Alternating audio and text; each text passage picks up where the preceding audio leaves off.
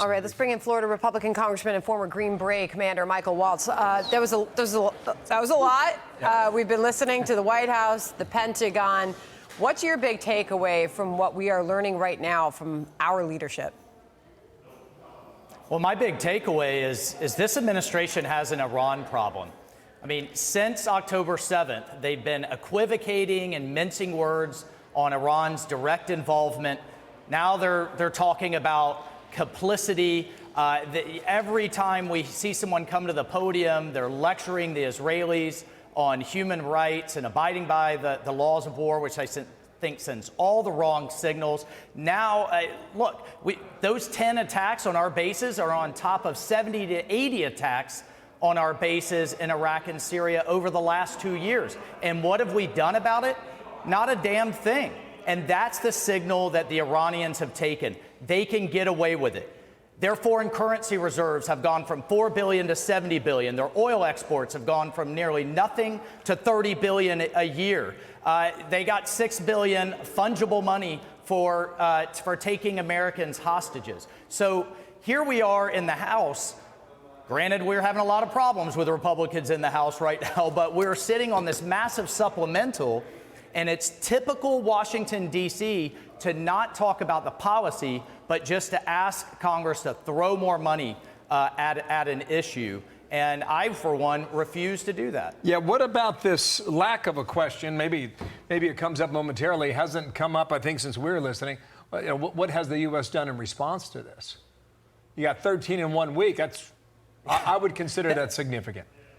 That's my question. And instead of from the Pentagon, from the State Department, from the White House saying, Iran, here are the consequences you are going to suffer directly if these attacks on U.S. forces and facilities continue, we get this kind of bland, well, we always reserve the rights to defend ourselves. I think most Americans would say, obviously, but what are you going to do to stop it?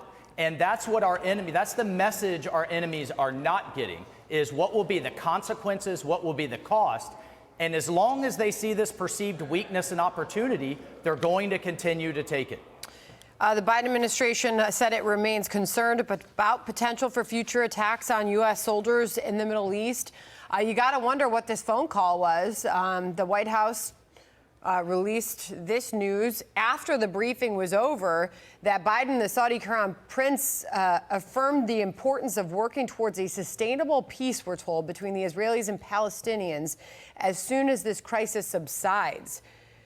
You got to wonder what all these conversations are that are happening behind closed doors right now, Congressman. Well, look, I mean, I certainly hope the Saudis remain committed to normalization and a peace deal with the Middle East. I hope that they will actually fund the movement of some of these Palestinians out of Gaza to get them out of the way of this conflict so they can't be used as human shields. I could go down the list of things that I hope the president said. But again, when it comes to public signaling, once again, our enemies believe that they can get away with it. When they smell or believe that they see weakness, then they're going to be emboldened. And when the underlying premise coming from this administration is de-escalate, de-escalate, de-escalate, that's a signal to our adversaries that they can escalate and get away with it. Well, it was remarkable to hear MBS in an interview about a month ago here on Fox with Bret Baier, was talking about that regional cooperation that was developing. It really, you had the sense that we are on the eve of a new day in the Middle East, and all that now has been almost, well, maybe. We're just going to have to see how this one wraps up. Sir, thank you for your time. Michael Waltz, the Republican from Florida. Congressman.